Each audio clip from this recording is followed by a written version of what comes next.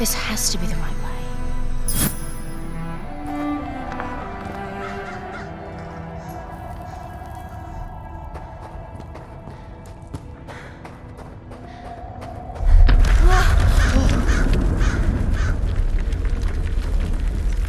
Before we continue, let's stop a moment and take a look at some of the key features of this demo.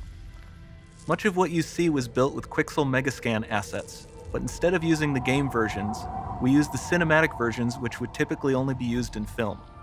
There are around 1 million triangles each, and thanks to virtual texturing, they all use 8K textures as well. Nanite can render an insane number of triangles very quickly. There are over 1 billion triangles of source geometry in each frame that Nanite crunches down losslessly to around 20 million drawn triangles. What does that many triangles look like? This isn't noise. These are the triangles, each a different color. Most are so small that they look like noise. Nanite achieves detail down to the pixel, which means triangles are often the size of pixels. This amount of geometric detail requires shadows to be pixel accurate as well, and Nanite can do that too. Speaking of lighting, all of the lighting in this demo is completely dynamic, with the power of Lumen that even includes multi-bounce global illumination. No light maps, no baking here. Without GI, all of that beautiful lighting is gone. With Lumen enabled, we can move the light and the bounce changes instantly. Okay, let's keep going.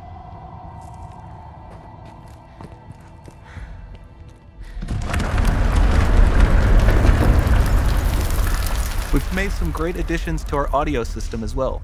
Convolution reverb allows us to measure reverberation characteristics of real spaces, like actual caves that we sampled, and reproduce them in virtual spaces. Sound field rendering allows us to record and playback spatialized audio.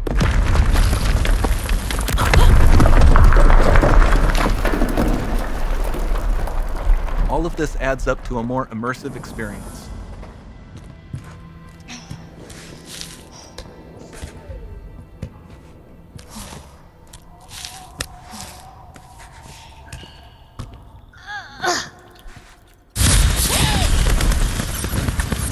This swarm of bats was created with our Niagara effects system.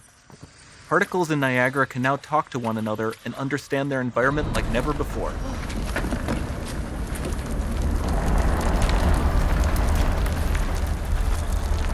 We've also added a ton of new functionality to run fluid simulations like you see in the water below.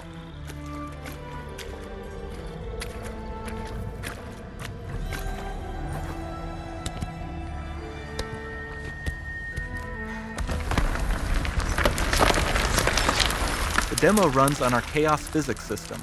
Here we are using it to accurately simulate the rigid bodies of the falling rocks and the cloth of her scarf.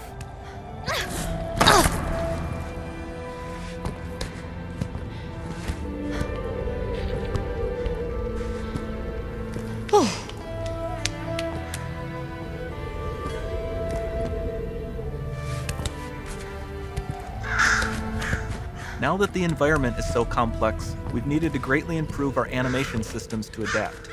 We've added predictive foot placement and motion warping, which dynamically modifies IK and body position to look more natural.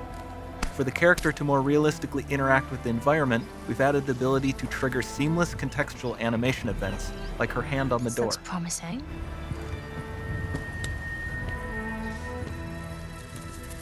Dynamic GI is amazing, not just for speeding up iteration, but also for its impact on gameplay. Nice. Any light source can move while still having beautiful bounce lighting. Dynamic illumination means specular as well, which you can see on all the metal surfaces. You can even see the Niagara-powered bugs reacting to the light. Lumen not only reacts to moving light sources, but also changes in geometry.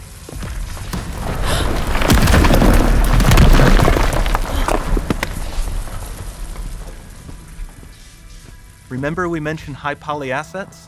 This statue was imported directly from ZBrush and is more than 33 million triangles.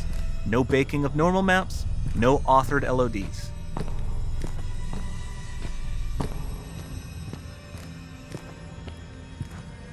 And we can do more than a single statue. There are nearly 500 of that exact statue at the same detail level placed in this room, for a total of over 16 billion triangles from statues alone. Over this entire demo, there are hundreds of billions of triangles.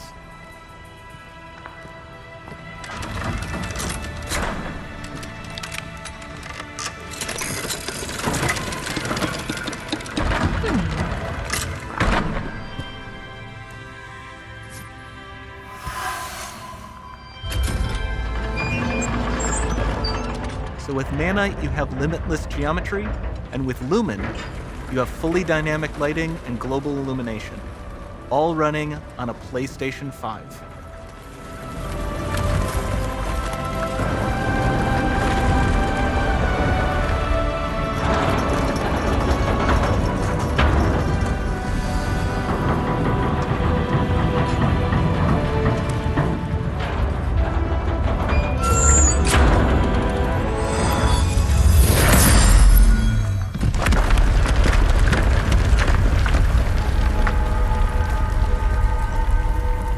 There's not much time left.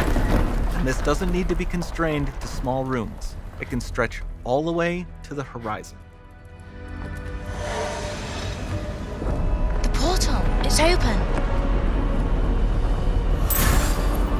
Don't fail me now.